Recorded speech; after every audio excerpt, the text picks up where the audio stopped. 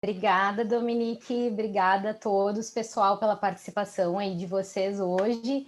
E também eu gostaria de agradecer a Luana, né, Luana? A gente está muito feliz aí por tu aceitar esse convite da Datum para compartilhar todo o teu conhecimento com a gente, colaborar tanto com o nosso desenvolvimento pessoal hoje como sociedade, né? E a gente sabe que é super importante aí trabalhar contra o racismo de uma forma ativa, né? E não só observar como espectadores aí tudo que está acontecendo hoje em dia. A gente precisa saber que não promover o racismo não é suficiente, né? A gente precisa ter atitudes anti-racismo e entender o impacto que tudo isso causou na nossa sociedade e como que isso afeta os nossos dias atuais hoje, né? Então, para que todos possamos colaborar hoje com a causa de uma forma correta, né? É super necessário que a gente possa entender aí do que a gente está falando, conhecer os movimentos, os estudiosos da área, escutar todas as pessoas, né? Então, mais uma vez eu te agradeço, Luana, aí, por estar aqui hoje e prestigiar, pelo pessoal estar aqui hoje prestigiando esse evento e por estar aqui conosco, né? E por poder passar para a gente esse conhecimento, né, que é tão importante e relevante para a gente hoje. Então, a palavra é toda tua, fica super à vontade, está em casa, tá? Amém, gente, muito obrigada pela apresentação, pelo carinho, pelo convite também. Eu sempre gosto de dizer, assim, que empresas estarem se abrindo, né, para esse tipo de discussão sobre a temática racial é super importante, porque a gente está num processo, né, enquanto sociedade, de muita reconstrução e olhar realmente para todos esses processos é importante. Eu preparei uma apresentação para vocês, assim, contando um pouquinho, né, do tema, e eu vou compartilhar aqui, mas vocês fiquem à vontade, se vocês quiserem me interromper ao longo da minha fala, se tiverem alguma dúvida específica, ou ao final a gente conversa, assim, enfim, sobre todos os pontos que vocês tiverem, né?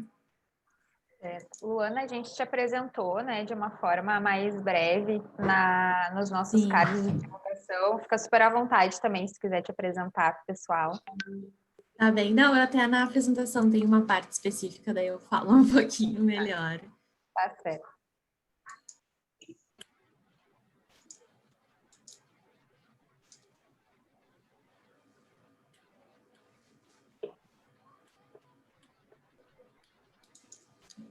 Acho que todos vocês estão vendo já, né?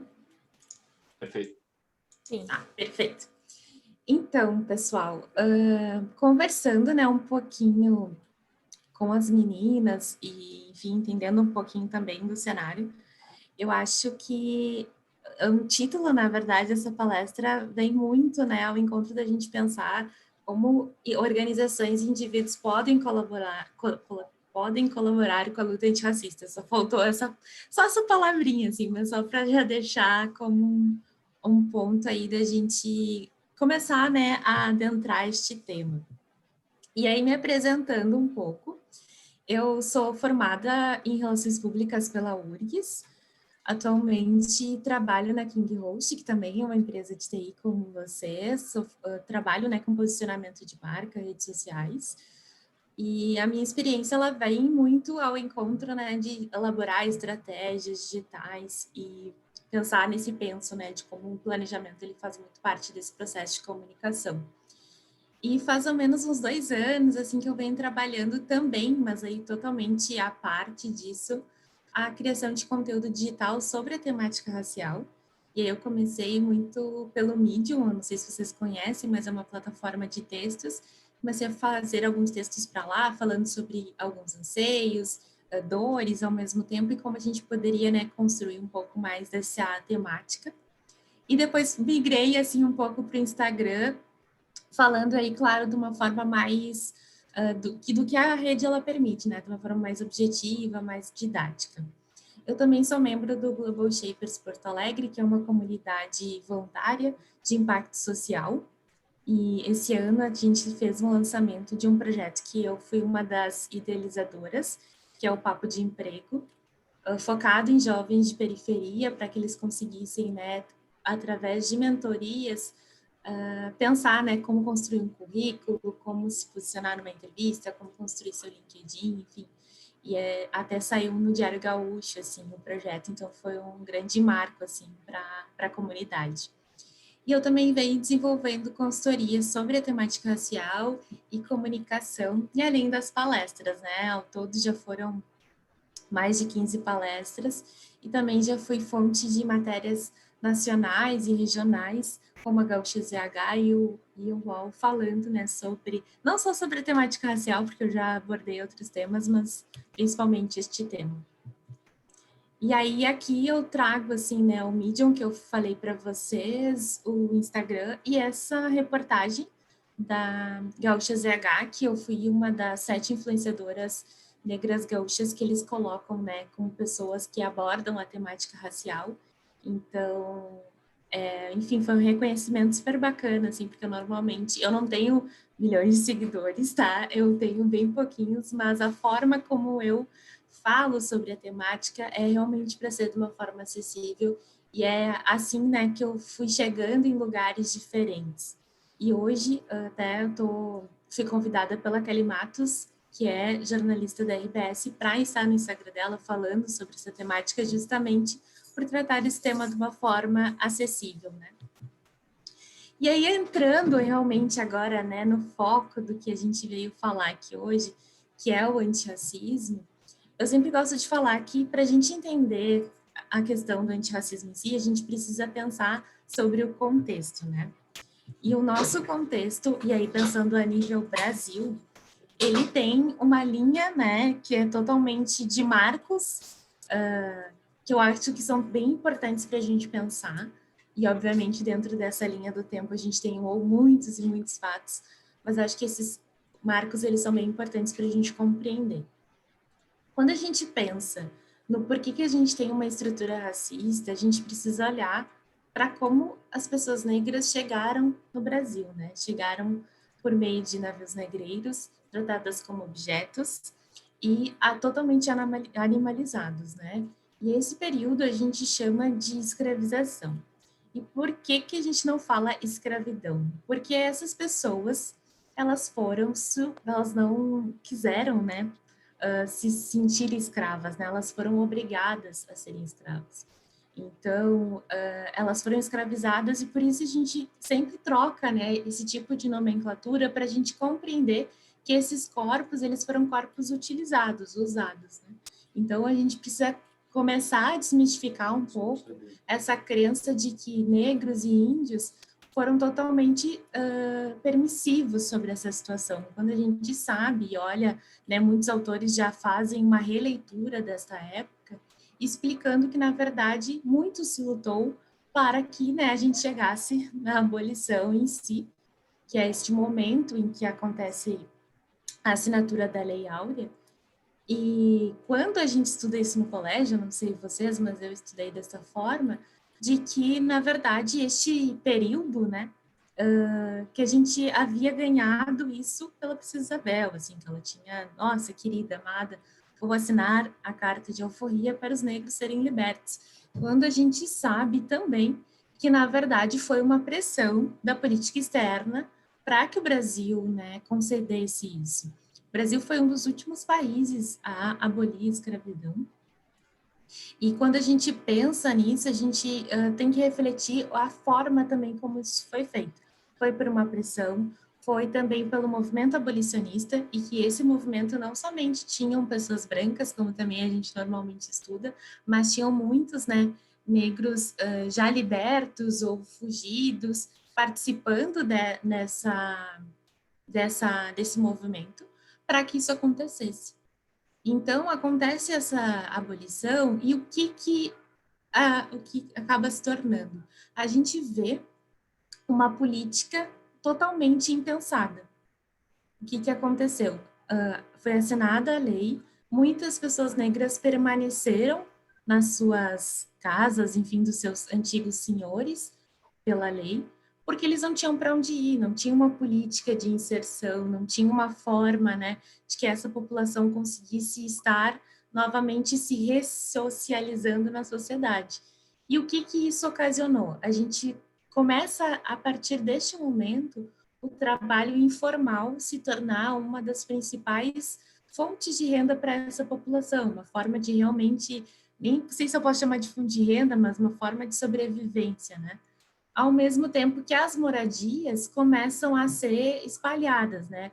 Para tirar essas pessoas dos centros das cidades, por exemplo, começa a se criar, né, as favelas. Então as pessoas sobem os morros para se afastarem dos centros e, ao mesmo tempo, começam a ir aos extremos da cidade. Quando a gente pensa nisso, a gente olha para a cidade de Porto Alegre, né, que é uma cidade que tem extremos muito característicos. A gente tem a Zona Sul, né, a Restinga, como um ponto central, assim, de uma população negra, e ao mesmo tempo Rubem Berta, que é da onde eu estou falando hoje com vocês, que também é o extremo norte da cidade.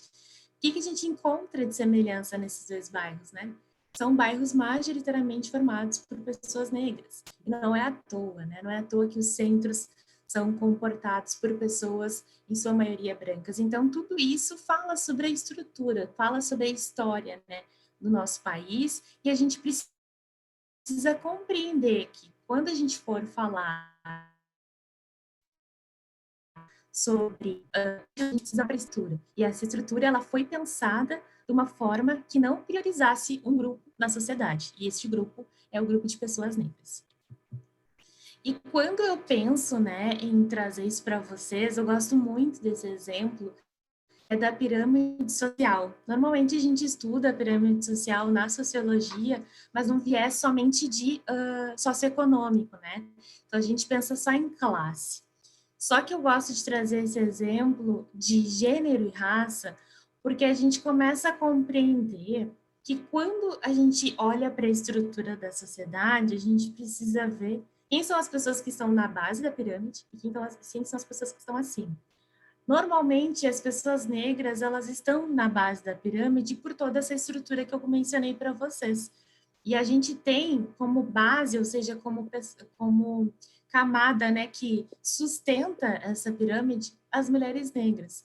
Porque as mulheres negras, elas recebem menos, elas, desde o período da escravização no Brasil, elas são as empregadas domésticas, né? Elas são as amas de leite, elas são as pessoas que trabalham também, em alguns casos, nessas lavouras, né? Nos cafezais, enfim, então toda a história, desculpa, ela passa por essa base, né? E a gente não vê uma evolução.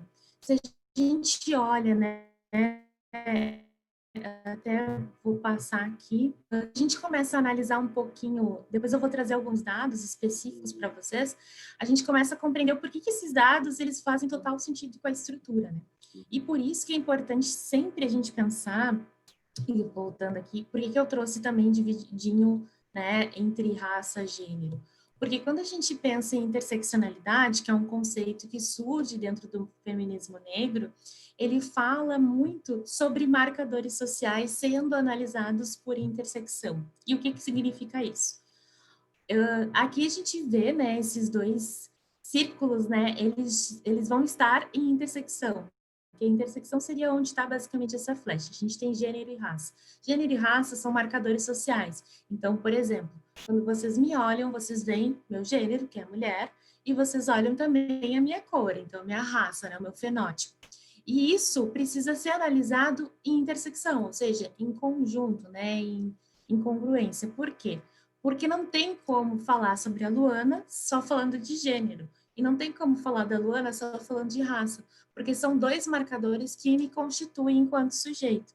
E a gente pode ampliar esses marcadores, né? Quando a gente pensar em gênero, a gente pode pensar em classe, a gente pode pensar em sexualidade, a gente pode pensar, né, em pessoas com deficiência, e da mesma forma, raça, né? Então, assim, eu posso ter, quando analisada nessa população que está dentro daquela pirâmide, eu posso ter mulheres negras de classe baixa, lésbicas. Então, assim, não tem como a gente analisar somente por um viés, né? Somente a mulher.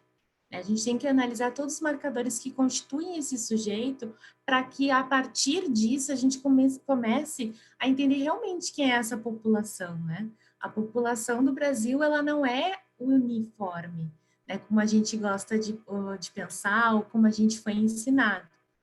E aí, quando a gente pensa, né, em não ser uniforme, a gente precisa também olhar um pouquinho, acho que ficou um pouquinho pixelada a imagem, mas a gente precisa pensar um pouquinho sobre a estrutura de diferentes setores da sociedade. Então, assim, alguns dados para vocês, né, terem conhecimento. Então, assim, a população negra é a principal vítima de homicídio no Brasil.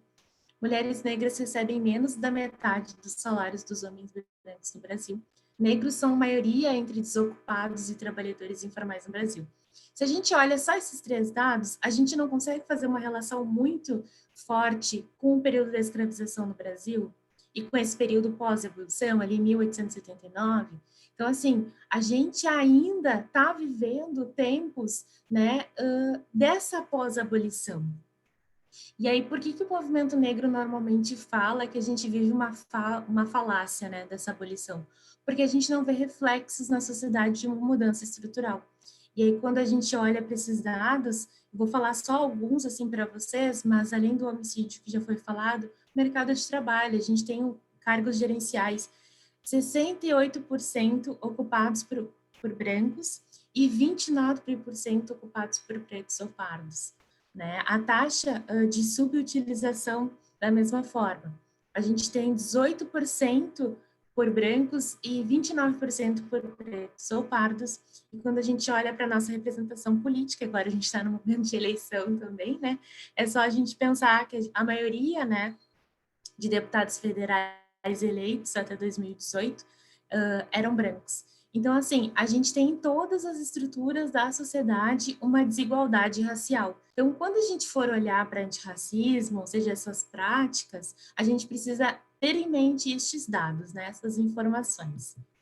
E aí trago outras para a gente ter também, né, mais nítido esses pontos, que a 14% da população negra estava desocupada em 2018, contra 10% dos brancos. Pretos e pardos são a maioria em setores com remuneração mais baixa, e mesmo quando tem nível de escolaridade equivalente ao de brancos, negros costumam receber salários menores.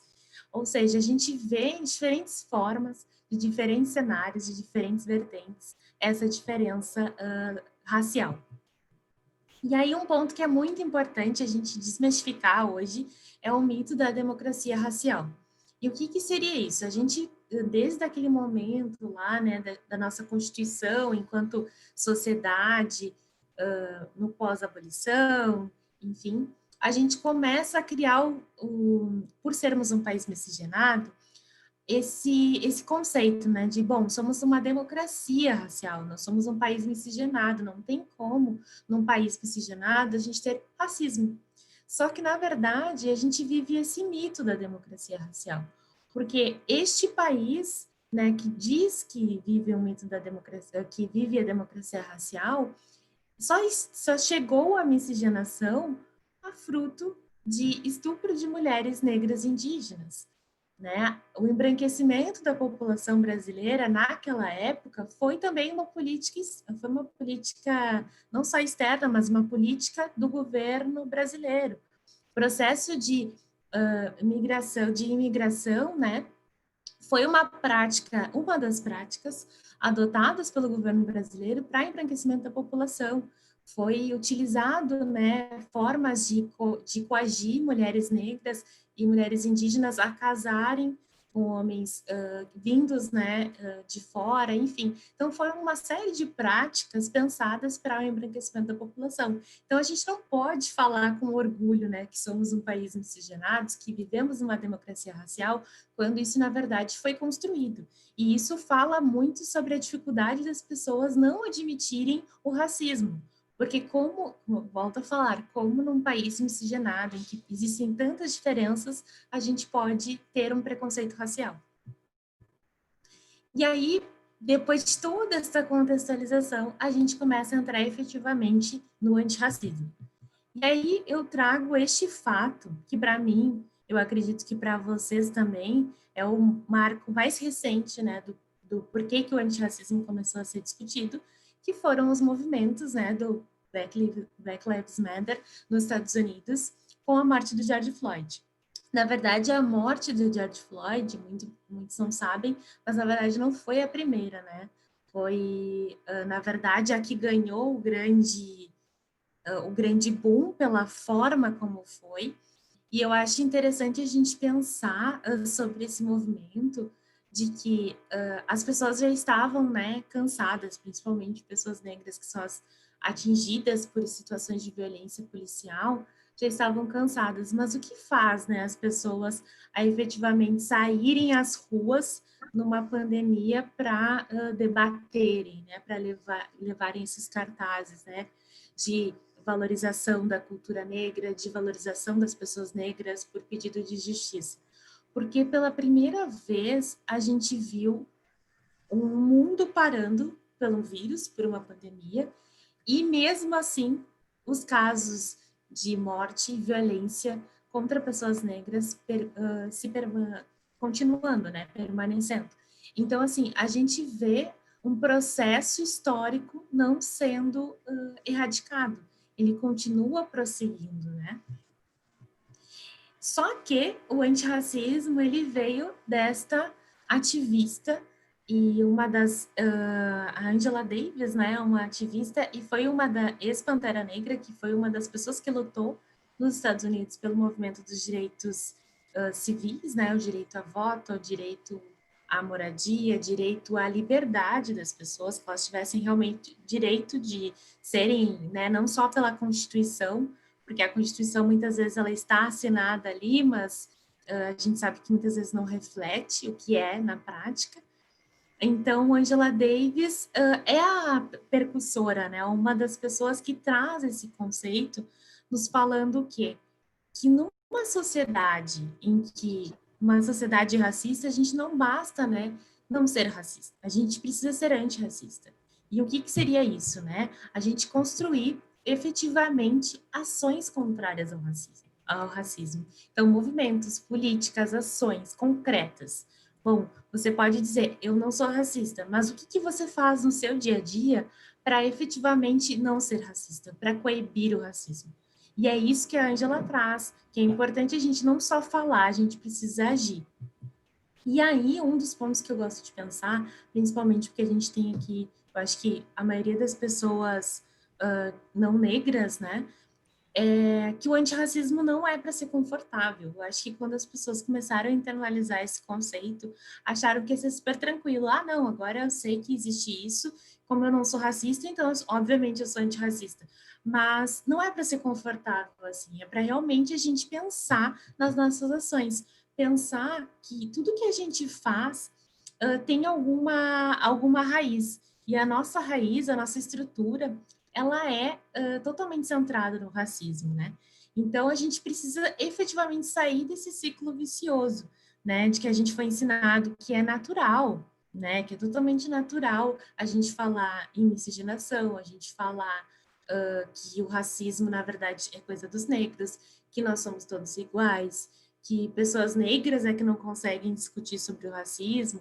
Enfim, dentre, eu acho que vários discursos, falas que normalmente são repetidas, que eu acho que muitos de vocês, se não usam, já usaram em algum momento, mas realmente é para a gente sair desse ciclo, né? A gente mudar. E para a gente mudar, não vai ser confortável. Sair da zona de conforto não é confortável.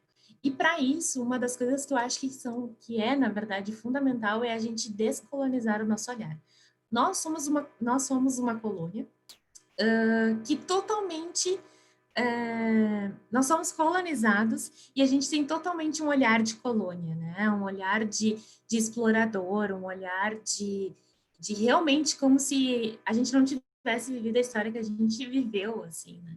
E eu gosto sempre de fazer esse paralelo com a história dos judeus, né? Que a Alemanha, por exemplo, um dos países em que a gente sabe o histórico, até hoje reforça, né, o que foi feito, o que alemães fizeram contra os judeus. E é uma coisa que a gente não faz aqui no Brasil. A gente literalmente jogou para baixo do pano, assim, o que aconteceu com a população negra e indígena. Então, assim, a gente precisa descolonizar esse olhar, é realmente olhar para essas situações que acontecem, né, que são históricas, e a partir daqui, o que a gente pode fazer para mudar? Então, é realmente buscar não se apropriar, né, de vivências, porque tem isso, assim, quando as pessoas começam a entender um pouco mais sobre esse sistema racista, e querem efetivamente mudar, acabam se apropriando, né, desses conceitos, utilizando pessoas negras como a gente chama de token, né, seria basicamente tu utilizar aquela pessoa para tudo, né, o grande Wiki, o grande Google, e a gente sabe que não é bem por aí, né, a gente precisa ter ferramentas para estudar, para construir esses conceitos, mas ninguém é obrigado a te dar, né, esse olhar, esse panorama, enfim, da questão racial. E aí, quando eu falo também nessa desconstrução, eu trouxe alguns passos, né, porque a gente precisa simplificar algumas coisas. E aí eu acho que é bem, assim, de uma forma muito sucinta, né, pessoal? Seriam esses 3 pilares. O primeiro é efetivamente entender a estrutura racista. Então, assim, eu falei um pouco ao longo, né, da minha fala para vocês essa estrutura, mas, claro, nada é melhor do que a gente pegar um bom livro e ler, né, e entender exatamente como o racismo ele está entranhado na nossa sociedade. E um ponto que é muito importante é pensar, já desmistificar da sua cabeça. Oprimidos não são opressores. Ou seja, pessoas negras não podem e não devem ser tratadas como racistas. A gente sabe que tem muitas pessoas negras que reproduzem racismo, né? Sérgio Camargo, por exemplo, é uma dessas pessoas, que é um dos, não sei se você conhece, mas ele é o presidente da Fundação Palmares.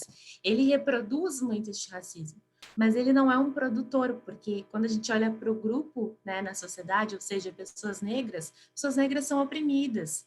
Então, a gente não pode olhar casos isolados e dizer, bom, então pessoas negras são mais racistas. Não, a gente não pode tratar o oprimido como opressor. O racismo ele existe, está posto.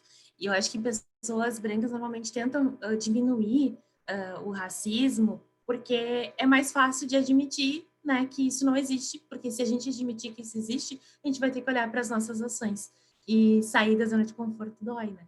Então a gente precisa admitir, a gente precisa começar a olhar para isso e perceber, sabe? E quando a gente começa a perceber, dói, né? Não é fácil e pensar em branquitude. Então, como eu falei, o que seria esse conceito de branquitude? De uma forma muito simplista, assim como pessoas negras, né, têm a sua identidade, pessoas brancas também têm a sua, né? Branco também é raça. Então, a gente precisa olhar para essa identidade constituída na sociedade. Essa identidade é uma identidade que não faz você pensar sobre raça.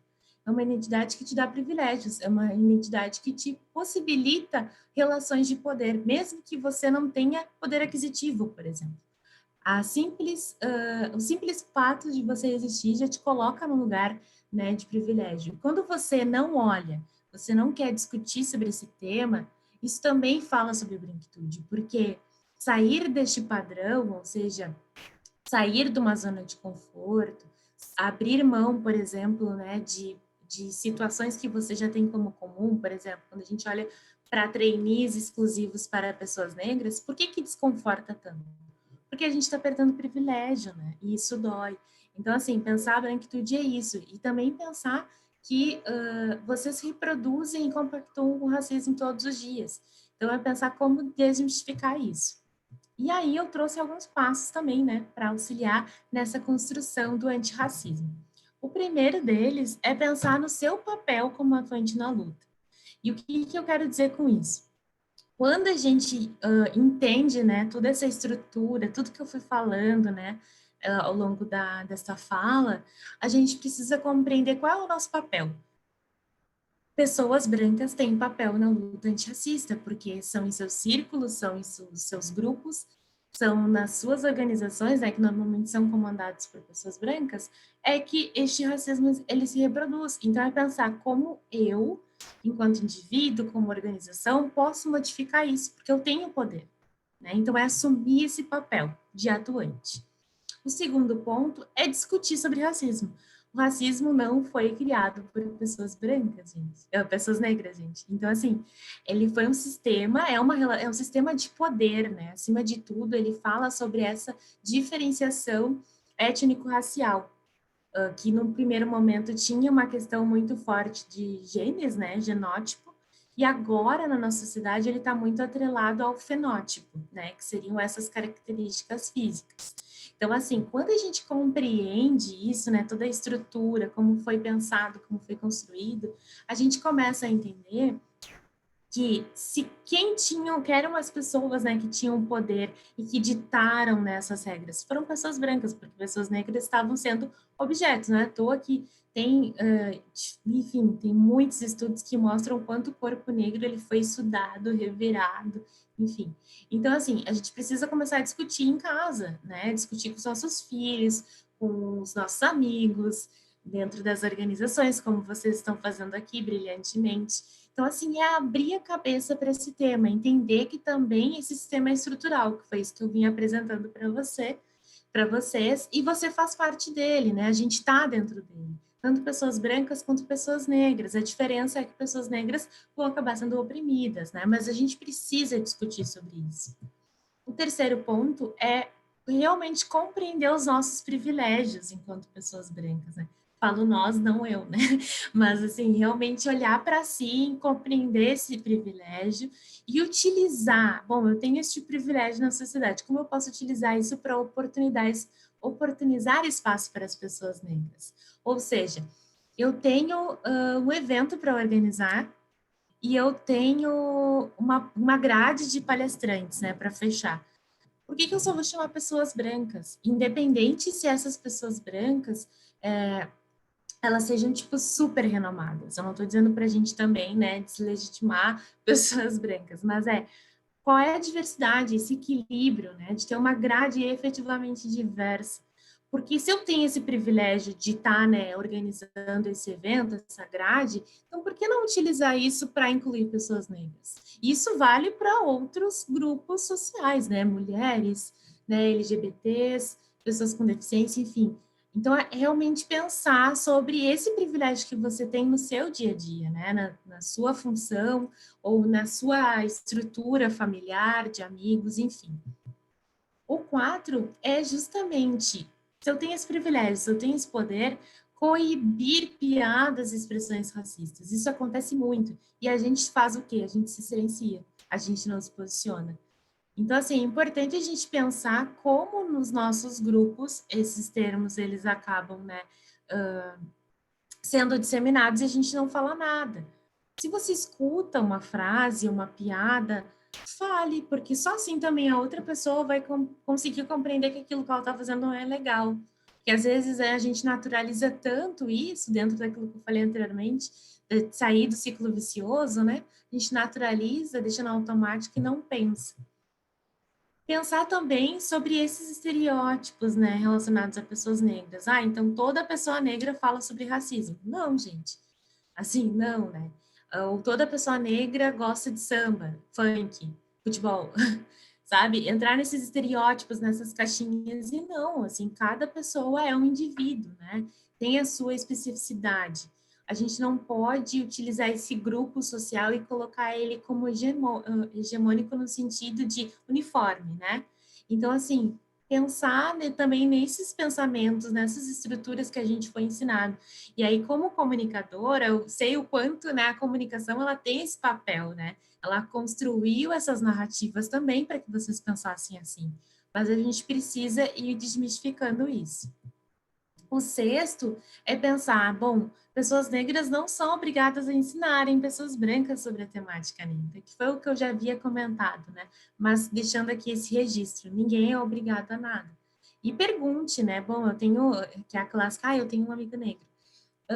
Realmente esse amigo negro, ele quer falar sobre isso para você, com você? Então, assim, questione, às vezes a pessoa não quer, às vezes a pessoa não sabe, né? Ela não é obrigada.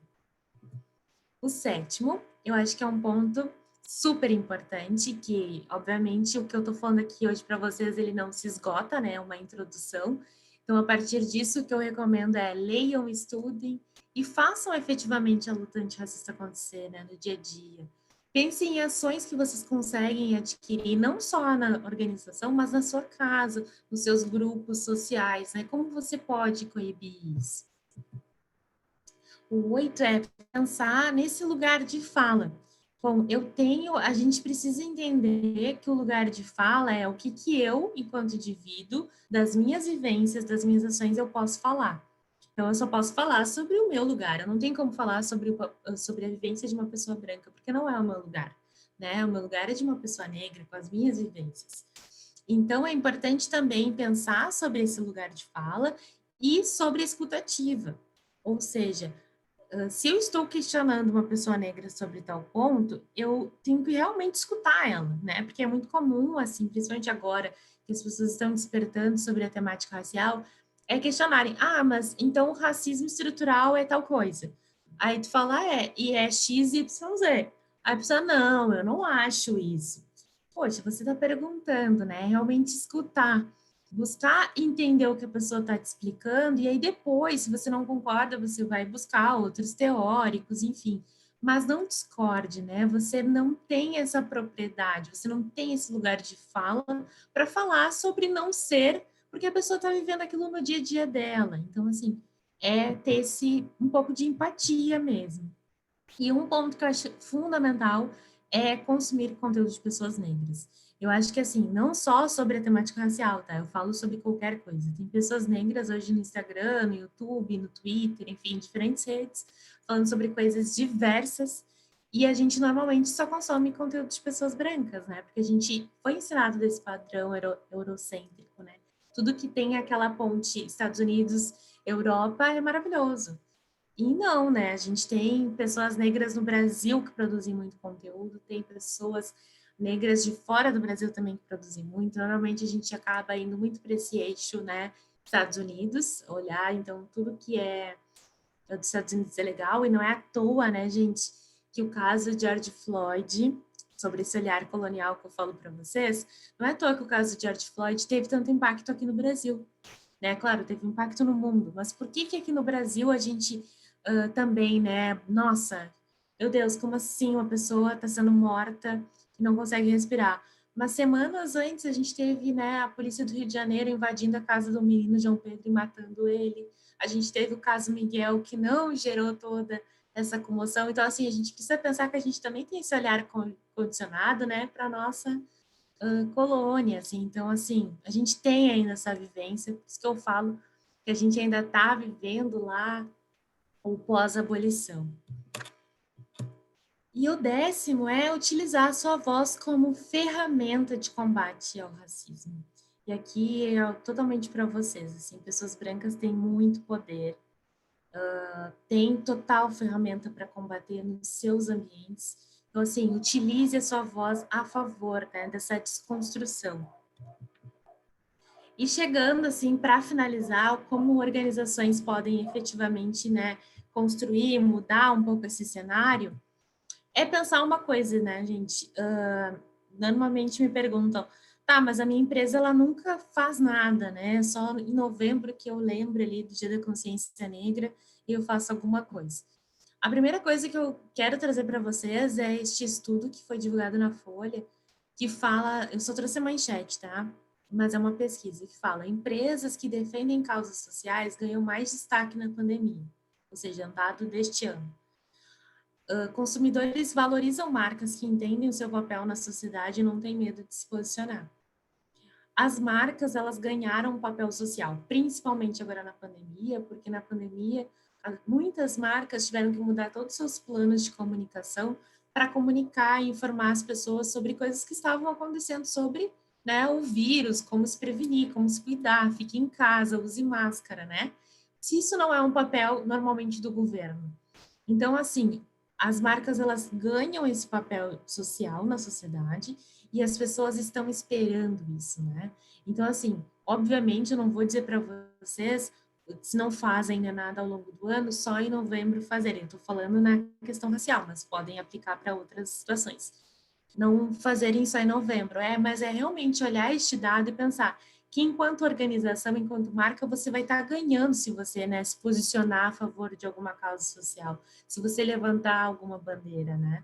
Então, assim, no final das contas, isso só vai favorecer a sua marca. Então, é pensar muito que tudo isso que eu estou falando, quando a gente olha para o poder da organização, além da marca ela tá sendo questionada, ela vai precisar de alguma forma se posicionar. E claro, isso vai ter esse olhar interno, né, de planejamento.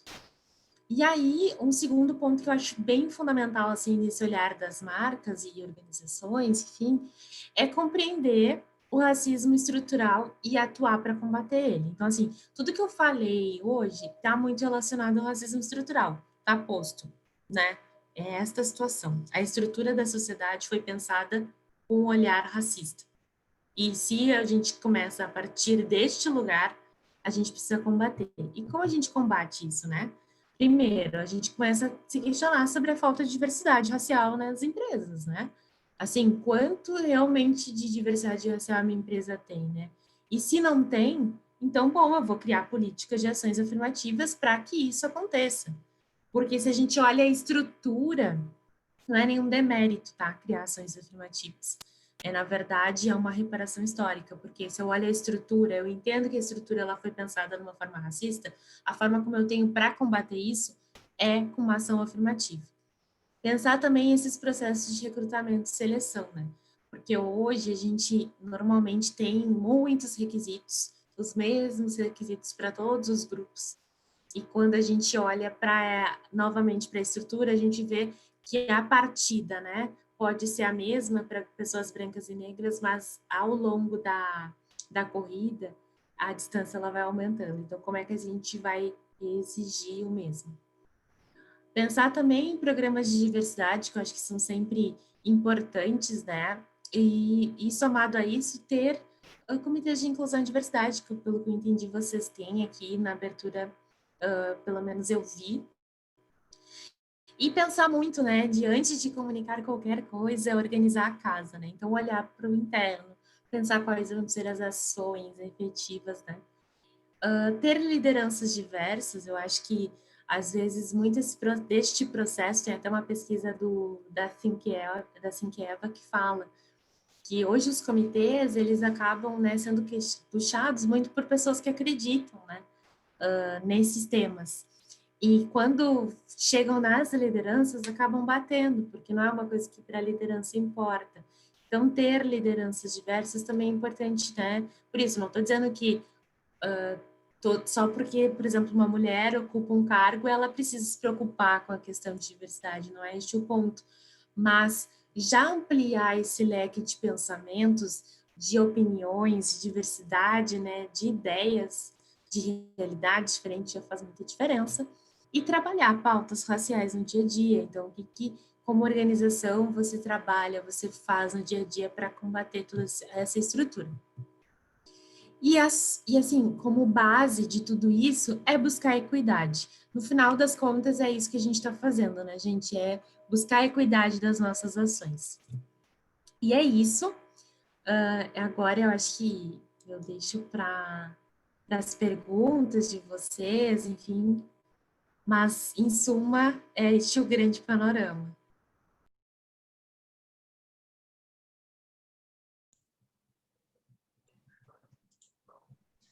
Muito bom, Luana. Parabéns, parabéns pela exposição.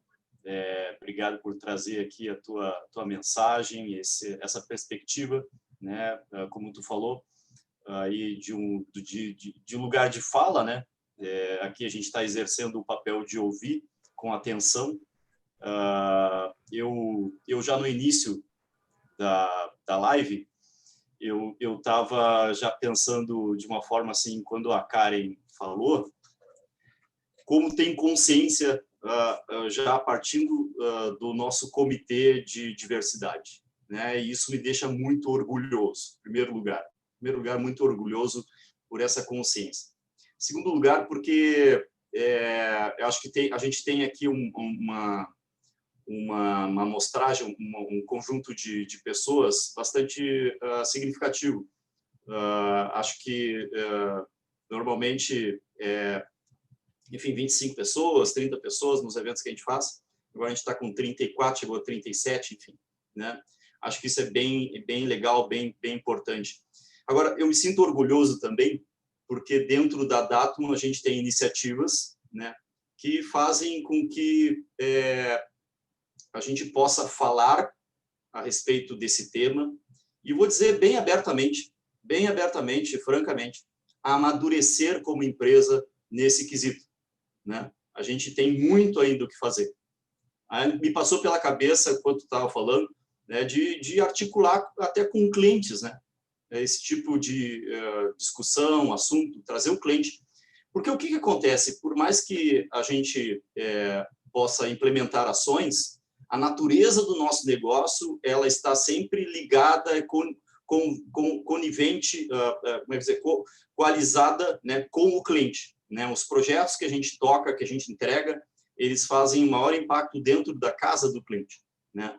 Então, envolver o cliente pode ser um próximo passo, né, que a Datum pode dar, né, em direção a maior amplitude desse tipo de iniciativa. Agora, uma coisa legal e importante que eu sempre falo na Datum, que a natureza do nosso negócio também ele se baseia no conhecimento. E eu falo sempre que quanto mais a gente conhece, mais a gente mais a gente se torna maior, né? Então é muito importante que a gente expanda o nosso conhecimento, expanda a nossa consciência. Agora tem um negócio muito legal que é o seguinte: o pessoal mais jovem, né, que está aqui, né, e eu acho que eu sou talvez o mais velhinho aqui, gente, ele se interessa muito por esse tipo de assunto de inclusão, de diversidade. E o que eu acho que é legal para construir, como estava falando antes, né, a estrutura de uma marca, a força de uma marca. Acho que antes de ser interesseiro, ser interessado por temas que essa geração está atenta, né? E vem aí, quem sabe, com solução para isso. Porque a geração, talvez a minha idade mais velha, talvez não se desenvolvia tanto esse tópico, não se preocupava tanto com esse tema.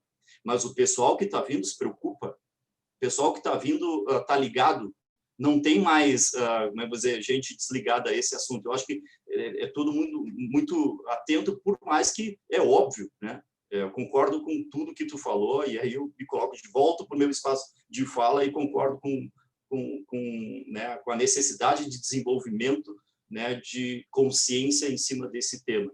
Por isso que eu falo que a gente precisa amadurecer bastante. Mas, assim, ó, a Datum é interessada por temas que fazem muito sentido, que são lógicos hoje em dia, né? O nosso trabalho, a natureza do nosso trabalho tem a ver com lógica. A gente está o tempo inteiro ali lidando, vamos lá, com coisas frias, né? Pessoal, a maioria aqui trabalha com ciclo de desenvolvimento de software. A gente vai implementar soluções que o pessoal usa em atendimento, né, no setor bancário, setor de consumo de transações, enfim, né?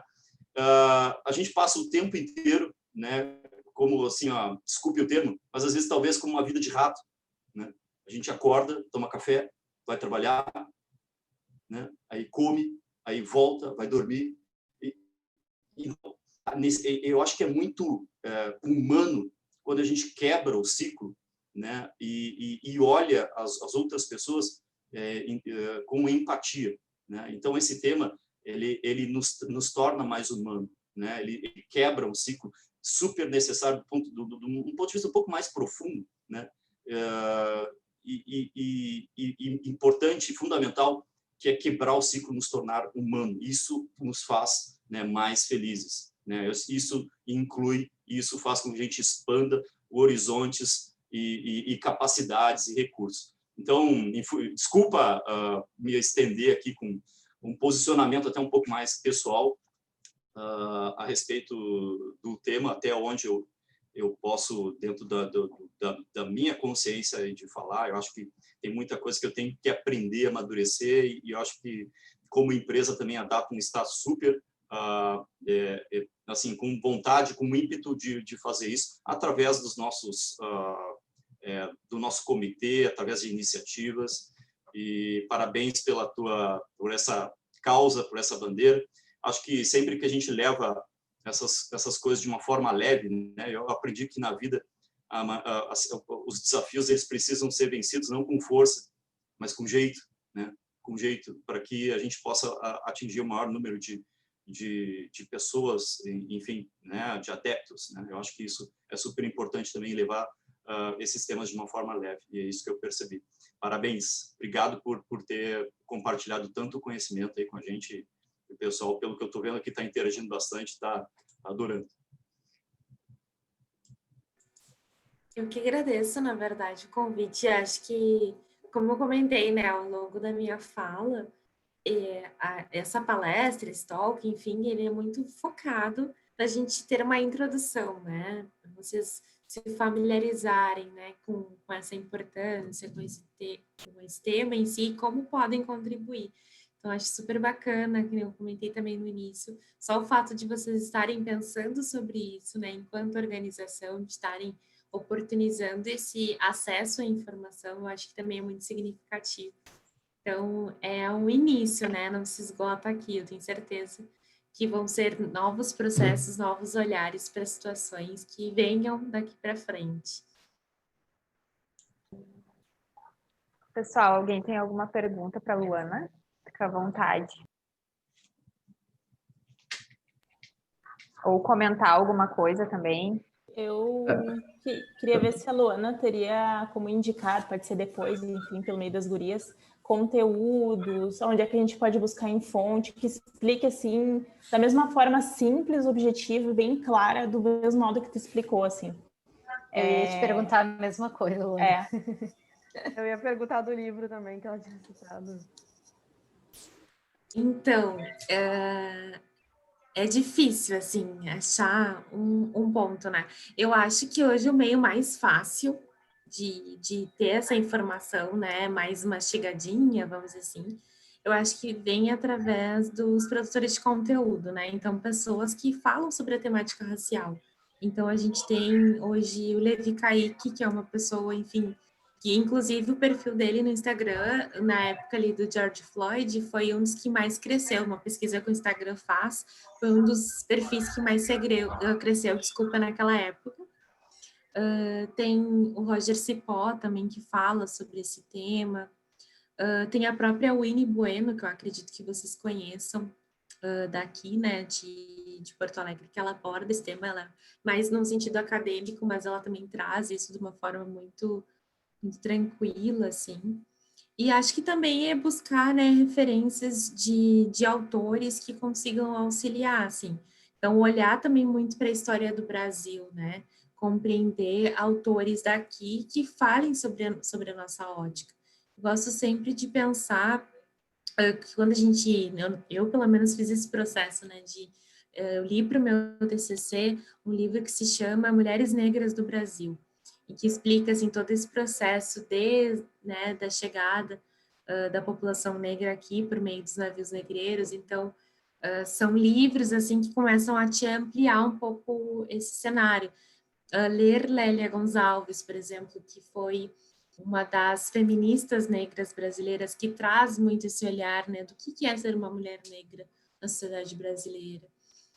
Atualmente, né, o pessoal citou a própria Djamila, que eu acho que se tornou, né, uma grande referência para todos, porque ela também consegue trazer de uma forma muito didática, e dentro da coletânea dela, de Feminismos Plurais, tem outros autores, próprio... Gente, me fugiu o nome dele. Mas, enfim, esqueci o nome da pessoa. Mas tem a Joyce Beth, tem a... Oi? Depois, quando tu lembrar, tu nos manda. Sim. O Silvio Almeida, estava na cabeça. Que ele fala sobre racismo estrutural, né? Então, assim, enfim, dá para citar muitas pessoas, né? Quando a gente olha também para fora do Brasil, daí eu gosto de ler Angela Davis, Bell Hooks, Audre Lorde, gosto também quando olhar para esse olhar, né, de mais africano, né, Chimamanda. Então, assim, tem muitas leituras, muitas pessoas que vão conseguir ir construindo, mas eu acho que dessa forma, assim, mais objetiva, assim, talvez ir por este caminho de pessoas influenciadoras faça sentido.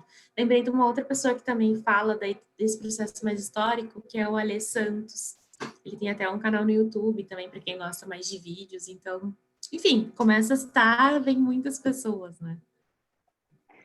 Legal. Isso, pessoal. Alguém tem mais alguma colocação? Acho que tem até uma pergunta no chat ali. Eu não sei se a Sabrina tá aí ainda. Acho que tá. Ela disse que ela estava É, eu acredito. enquanto isso, eu queria fazer uma pergunta. Não é uma pergunta, é mais pedir um comentário sobre, se possível, sobre o racismo estrutural, assim, porque na minha concepção leiga, eu não tenho muito bem certeza o que é, mas eu acho que é mais ou menos como fizeram com a imagem de Machado de Assis, entende? Acho que, se eu não me engano, é ele que era retratado nas pinturas como um homem branco. Se é Ele isso ali. mesmo, você pode Sim. pontuar melhor para a gente entender, por favor? Desculpa, tu fala sobre a relação desse embranquecimento do Machado de Assis com o racismo estrutural, isso? Não, é só um exemplo, assim, é mais assim, a sua, para você, assim, o que é apropriação cultural? Ah, tá. A apropriação cultural, ela é, na verdade, assim, um conceito que também se tornou muito falado, porque nada mais é do que a gente se apropriar sobre uma cultura, sobre traços, sobre, enfim, a gente pensar, né, sobre essa identidade de um outro povo e utilizar isso como nosso, né? E quando a gente pensa, né, tem muitas características das próprias tranças, os dreads, né, acabam sendo, acho que, marcadores mais fáceis, assim, de a gente conseguir compreender do porquê que é tão polêmico, o próprio turbante também, por que é tão polêmico, né, quando a gente vê, por exemplo, uma pessoa branca usando turbante. Não é que a pessoa não possa, né? Cada um, nós somos indivíduos, né? Na sociedade, cada um tem direito de fazer o que quiser. A questão é quando a gente olha para este grupo étnico, né? Que é normalmente quando turbantes são utilizados por pessoas negras, tem esse olhar ancestral, né? Então, assim, é utilizado desde também, né? Se a gente olha para a história, desde esse processo, né, da chegada dessas mulheres negras aqui, utilizado na cabeça, né, como forma de proteção e para carregar, né, as bacias, enfim. Então, tem toda uma questão cultural, né, de identidade, tem uma razão. E aí você utiliza isso como simplesmente um artefato de beleza, é como se você ignorasse, né, esse processo histórico, quase como uma falta de respeito para este grupo. Então, novamente, assim, não que você como indivíduo não possa fazer, mas é pensar, né, enquanto grupo social, se você não vai estar desrespeitando, né, toda uma história, toda uma ancestralidade. Então, a apropriação, para mim, ela está muito relacionada a isso. Quando tu traz ali a questão do Machado de Assis, está muito, para mim, relacionada daí a uma outra esfera, que é o embranquecimento da população negra, né?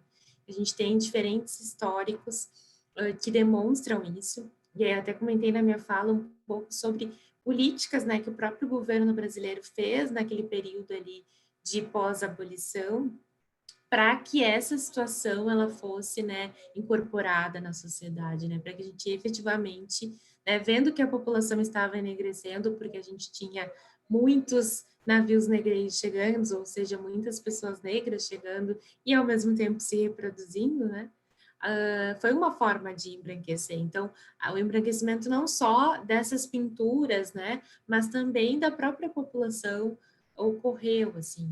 Isso fala muito, né, sobre eugenia, sobre racismo, enfim. Daí eu acho que são termos distintos, mas obviamente estão relacionados de alguma forma, né. Não sei se eu consegui explicar, mas basicamente, para mim seria isso. Sim, obrigado. Eu acho que até Imagina. quando o negro começou a ganhar mais espaço, né, como um autor, né, um pintor, enfim, acho que começaram a embranquecer essas pessoas porque não era o lugar que achavam que o negro deveria estar, talvez, né, então talvez tenha um pouco desse conceito também. Quando a gente olha para as pinturas da época, assim, a gente vê que quando existia uma diferença, né, entre os escravizados das casas e os que ficavam, né, nas lavouras, nos cafezais. Então, esses escravizados das casas, eles eram pintados de uma forma embranquecida. Então, tem muitos retratos de mulheres negras usando roupas como se fossem, né, as suas sinhás, porque era uma forma de trazer este embranquecimento, né, de mostrar, né, bom, olha o que tu pode ter se tu estiver ao meu lado. Não é à toa, né, que um dos mecanismos de enfraquecimento entre a população, né, desses escravizados era utilizar alguns subterfúgios como esse, né, o próprio tem muito aquela figura do Capitão do Mato, também é uma forma de criação que as pessoas acabam legitimando, mas também foi um mecanismo utilizado, né, pelos senhores de escravos para acabar, de alguma maneira, criando essa cisão entre estes povos, né, entre esses grupos. Então, enfim, é bem complicado, assim, né, não é só, acredito, né, que não seja só de pessoas que já tinham certo respaldo, mas também dos seus próprios, né, como eu posso dizer, seus próprios escravizados, né, não tem uma outra palavra para dizer que esses senhores faziam, né. Uma coisa também que tu trouxe ali sobre a gente ter atenção, assim, às piadas e tal, né? Tem algo que também é tudo muito maior do que isso, né? Eu acredito, eu tô falando como leiga, né? Assim, e até às vezes a gente fica um pouco com receio de falar uma besteira por não ter propriedade nisso. Mas também termos que a gente usa no dia a dia, né? Hoje mesmo eu estava conversando com o André, que ele está aqui na live também.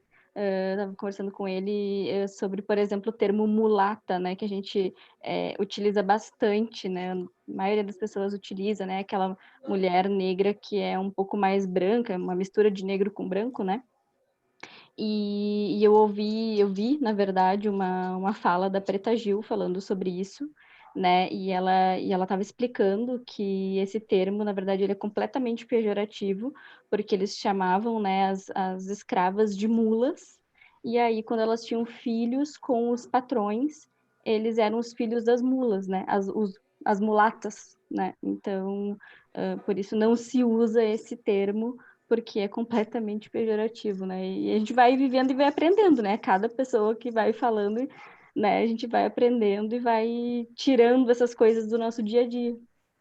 Isso é Sim. E tu sabe que é interessante, né, a questão das expressões, porque dentro da ideia do que eu falei, né, de ter a escutativa, bom, se uma pessoa negra está te falando isso, tente escutar, né? Eu normalmente já escutei de diferentes pessoas, de diferentes formas, quando explicar algum termo, né? Ah, não, mas eu li que o fulano disse que não é bem assim. Inclusive, tem várias versões para essa história do mulata, né? Que dizem que não tem nenhuma relação, enfim. E aí eu fico pensando, né? Sempre tem algum mecanismo para descredibilizar, né, a fala de pessoas negras, né? Para descredibilizar toda essa luta. Então, assim, é importante a gente também se atentar para isso, né? Bom, se uma pessoa negra está te falando isso, é bom escutar, assim, só pegando o teu exemplo, porque me lembrou isso, né? Do quanto muitas vezes as pessoas negam falar que, uma coisa que eu sempre escuto é o denegrir, né? Ah, não, mas denegrir não é racista, porque, meu Deus, a gente usa para tudo.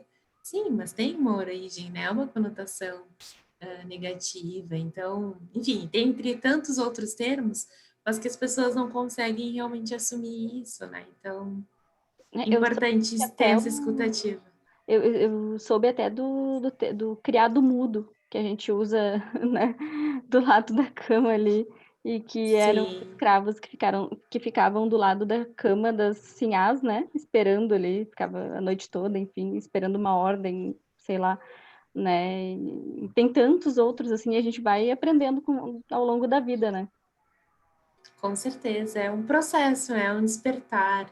E quando a gente desperta para esses termos, assim, eu acho que a fala, né, a nossa língua, ela tá muito. Se a gente viver numa estrutura racista, a nossa fala, né, ela vai reproduzir muito isso.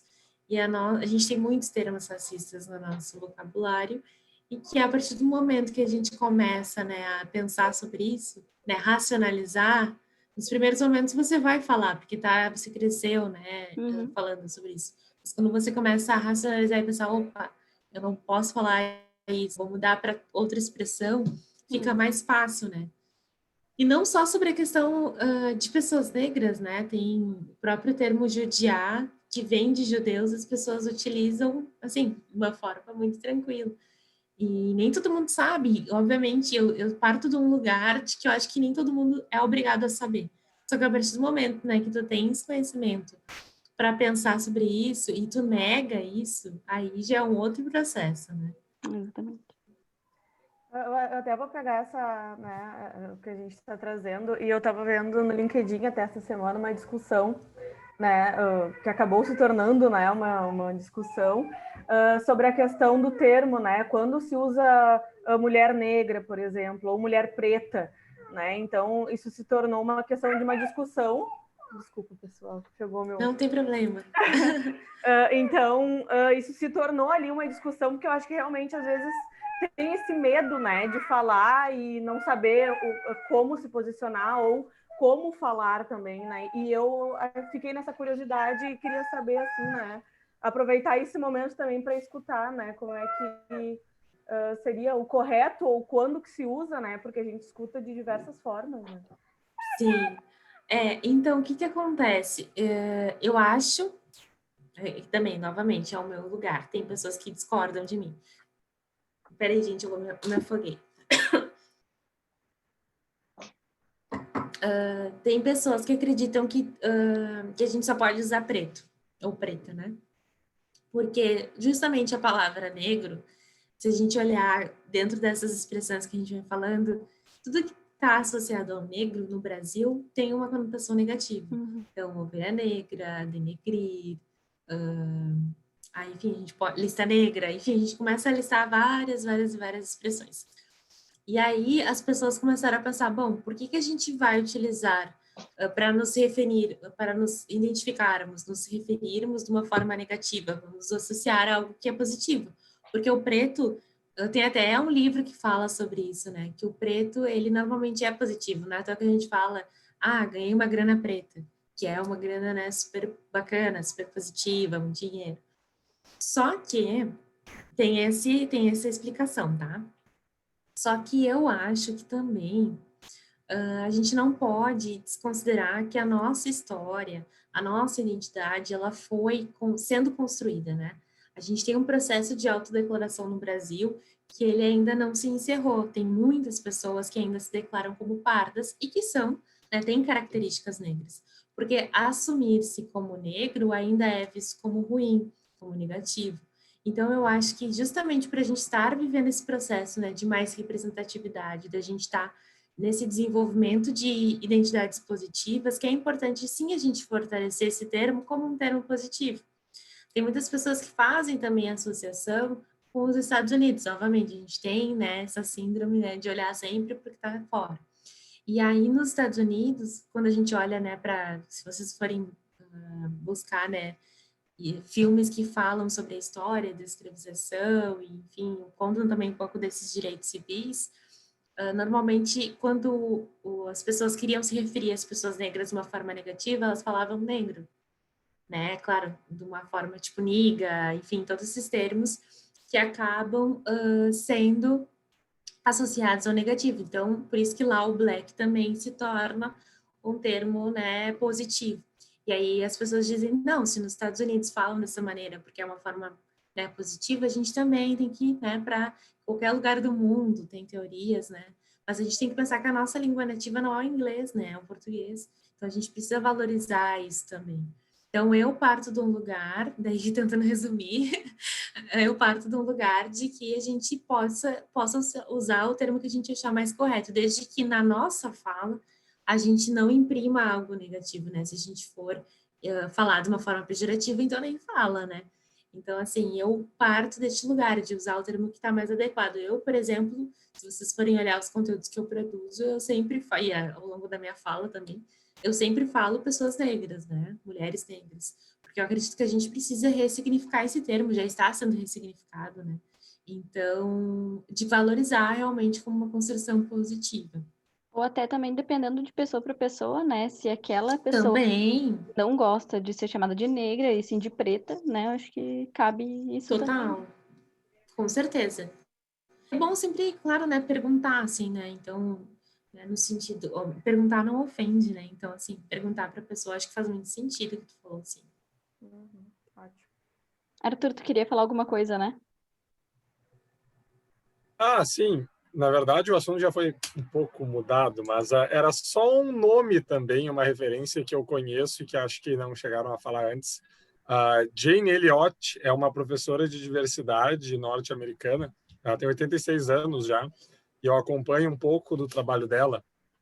E ela é uma pessoa que, enfim, protela, né, em favor de não só de negros, mas direitos de minorias como um todo.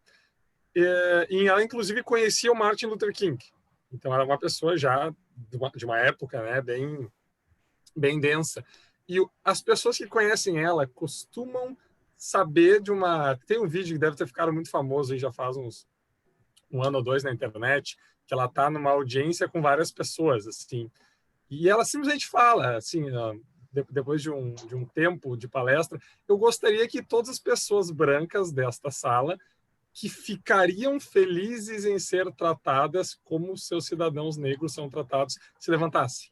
Ela faz um exercício assim. E ninguém levanta, né? De uma sala muito cheia de gente, ninguém levanta. Só que ela insiste, não, vocês não me entenderam, deixa eu me explicar melhor. E ela explica de novo, pausadamente, olha, quem gostaria, quem se sentiria bem, quem estaria ok em ser tratado como seus cidadãos negros são tratados, pode se levantar. E ninguém levanta. E ela fala, ninguém está se levantando. Isso quer dizer que vocês entendem claramente o que está acontecendo. Vocês sabem o que está acontecendo e não querem isso para vocês. E eu quero apenas saber por que vocês estão dispostos a aceitar ou a permitir que isso aconteça com os outros, já que vocês não querem para vocês mesmos.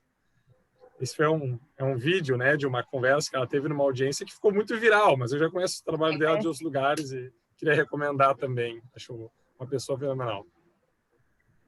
E tem muitas pessoas que usam esse exemplo dela, enfim, já vi em outras pessoas, né, produzindo em palestras, enfim, questionando, bom, se você não é racista, né, então me fala um pouquinho, né, levanta, enfim, como tu trouxe. Então, é um ótimo exemplo, assim, para pensar sobre isso, né, então, bem pontuado. Nossa, eu só posso agradecer mesmo, assim, foi muito rico esse momento. Luana, muito obrigada pela tua participação, que nem o pessoal falou, por compartilhar o teu conhecimento, mas muito mais do que isso, por contribuir, né, conosco como empresa e como pessoas para a gente na construção e no desenvolvimento desse posicionamento, né? Então a gente fica muito feliz mesmo. Agradecemos também o João Vitor, que contribuiu muito ali no chat, com informações valiosas. Muito obrigada. Obrigada a todos também. Eu estou falando aqui da minha parte, mas fiquem super à vontade se vocês quiserem continuar fazendo aí colocações e questionamentos. Mas muito obrigada mesmo. Eu agradeço o convite, fico muito feliz, né? Acho que, como eu falei, espaços como esse são super importantes. Quem dera que todas as organizações, né, se preocupassem com esse tema. Então, parabenizo vocês também por isso. E tenho certeza, né, que não se esgota aqui, que é o início desse processo de olhar para o dia a dia, porque não é um processo fácil, assim, é realmente esse despertar, né? E não é pontual, é uma continuidade, Exato. né, Luana? Todos os dias a gente está ali pensando, refletindo como, né, modificar de alguma forma. Então, é um processo que realmente inicia aqui. Muito legal. Obrigada, gente. Obrigada a todo mundo. Se alguém tiver mais alguma coisa, aí a gente já vai encerrando. Eu gostaria também de agradecer a Luana, então, pela participação aí, mais uma vez, te agradecer por todo o conhecimento que tu passou pra gente aí, e é como a Domi falou, isso é algo constante, né? O que importa é a gente abrir os olhos e despertar para isso e começar a ter ações efetivas a partir desse despertar, né? E então, muito, muito grata e espero que a gente possa se encontrar aí em novos momentos para discutir, para poder aprender bastante contigo, tá? Obrigada a todos também que vieram participar hoje, pessoal. Obrigada. Eu que agradeço, pessoal. Obrigada, Karim, pelo convite, pelo contato. Eu agradeço Obrigada mesmo. a você. Tá, Obrigadão, uma pessoal. boa Foi noite demais. para todo mundo. Obrigada, Luana. Beijo, pessoal. tchau, tchau, gente. Tchau, pessoal. Um Tchau, beijo. pessoal. Parabéns Boa pela noite. iniciativa.